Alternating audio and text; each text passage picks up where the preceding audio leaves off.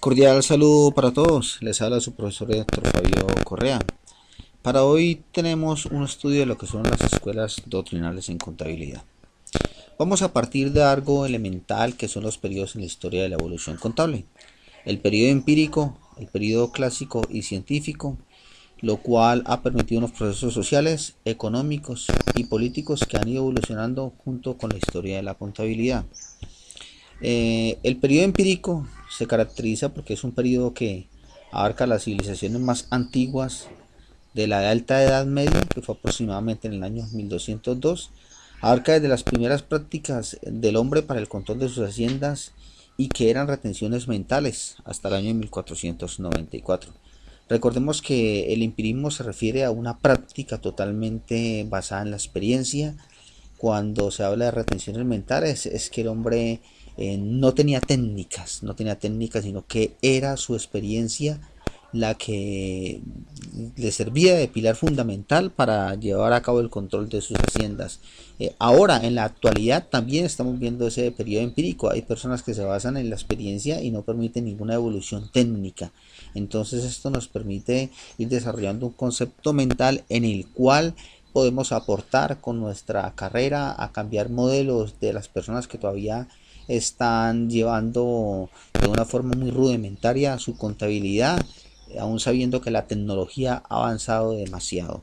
Con esto nos podemos dar cuenta cómo la historia ha evolucionado y partió desde ese modelo del empirismo. Seguimos con un periodo clásico. Entonces, en el periodo clásico es donde ya empiezan las primeras escuelas del pensamiento contable, en el siglo XVIII, hasta que surge el denominado programa de investigación económicas a principios del siglo XX. Este periodo clásico se caracteriza porque es el propósito esencial es explicar el funcionamiento de las cuentas, ¿sí? Esta es la nota básica de las primeras escuelas. Ahí es donde aparece la escuela contista, teoría del propietario, la escuela lombarda, la personalista y la controlista. O sea, este dio pie para el estudio de las escuelas doctrinales. En ese orden de idea mencionamos una escuela que es la contista. Esta escuela influyó en la doctrina española. Su precursor fue René de Laporte, 1685, y el francés de Granquets, 1975, creador del sistema del diario mayor. Se refiere al estudio y explicación del funcionamiento de las cuentas. Aquí la particularidad muy importante es que se constituye una esencia para la aplicación de la partida doble. Aquí es donde nosotros comenzamos a aplicar los primeros registros de asientos simples, asientos donde hay una entrada y tiene que haber una salida. O sea, siempre que se da una inversión es porque hubo una esencia de financiación. Entonces la escuela contista nos permite a nosotros abarcar un estudio en el cual los pilares esenciales y que contribuyeron al desarrollo de la contabilidad están en el sistema ordenado en el cual la contabilidad tiene que dar cuenta, o la ciencia contable tiene que dar cuenta de dónde se originaron los recursos y dónde se aplicaron los recursos. Esa es una de las características de la escuela contista. En nuestra evolución seguimos con la escuela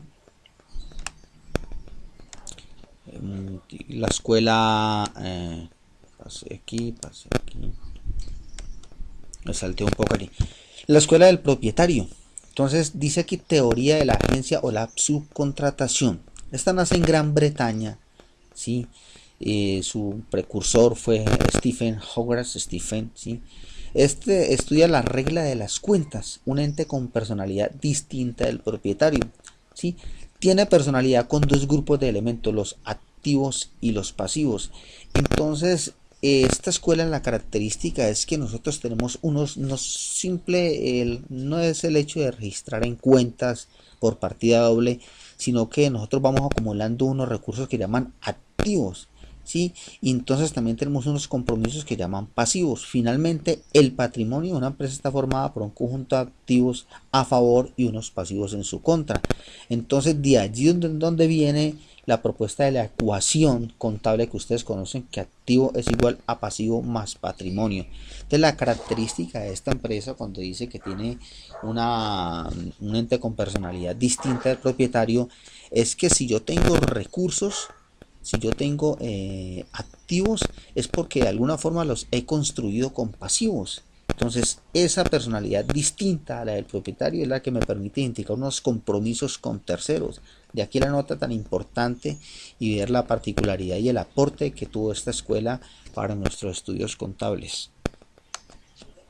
La escuela lombarda es una escuela que pues muy importante para nuestros estudios como ciencia contable.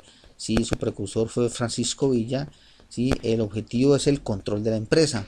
La contabilidad como ciencia la separa de la técnica, separa la teoría y libros de la verdadera ciencia contable. Entonces, como nosotros ya vimos en una parte de la ciencia contable, ya podemos determinar unos sistemas inductivos y deductivos.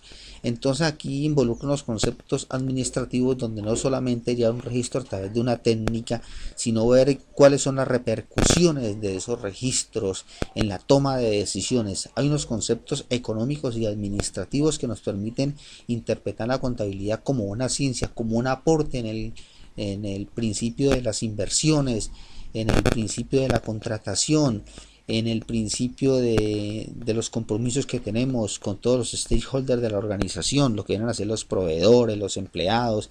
Entonces la escuela lombarda le da una esencia más profunda, la toma más bien como un análisis a la contabilidad. Esta escuela es una de las escuelas del siglo XIX, finales del siglo XIX y principios del siglo XX, donde nos permite identificar los aportes esenciales de la contabilidad como ciencia analítica.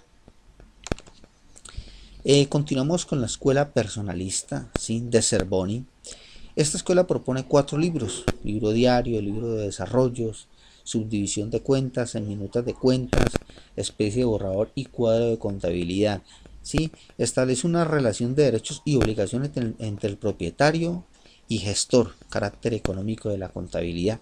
Cuando digo que la contabilidad tiene un carácter económico, es que la contabilidad tiene unas responsabilidades que el mismo propietario debe cumplir. En la actualidad nos damos cuenta de que en los estatutos están contenidas unas responsabilidades, ¿sí? Entre las personas que participan en la administración del patrimonio de la empresa.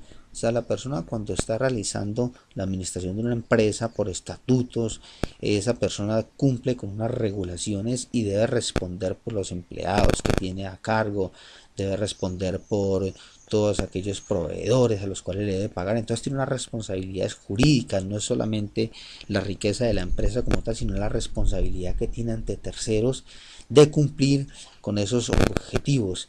Por eso el pensamiento se manifiesta en 3 grandes elementos: el económico, administrativo y de teneduría. O sea, la contabilidad sirve como soporte para tomar decisiones y para poder mostrarla ante terceros, ante los...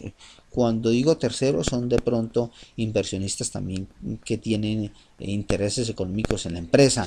Entonces, estas personas deben de tener claridad a través de la información contable de cómo están sus inversiones.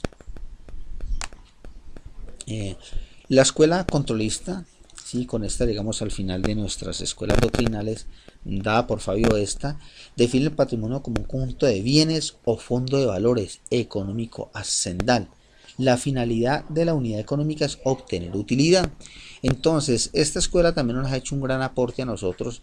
Esta corriente si entiende que el objeto de los estudios contables es el control económico de la riqueza hacendal. Tiene como líder a Fabio Esta, ¿sí?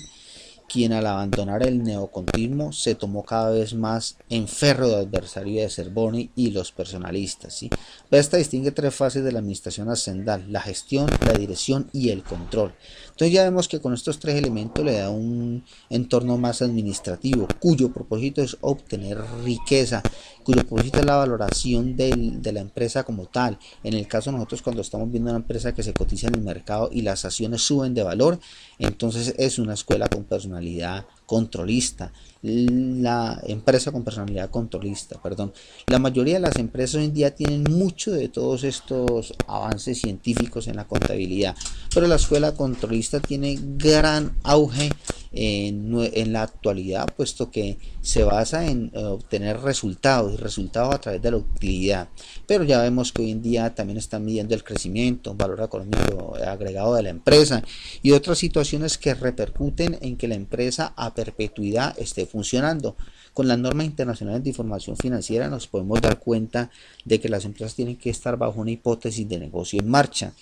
Entonces, por lo tanto, el aporte de estas escuelas en la evolución contable ha sido muy importante para nosotros distinguir que las diferentes fases en las cuales reposa la contabilidad no es solamente teneduría de libros, no es solamente organización de estados financieros, no es solamente determinación de la riqueza de la empresa, sino que son todas en conjunto las que estamos aplicando en la actualidad, pero cada una de estas ha hecho un aporte a la contabilidad.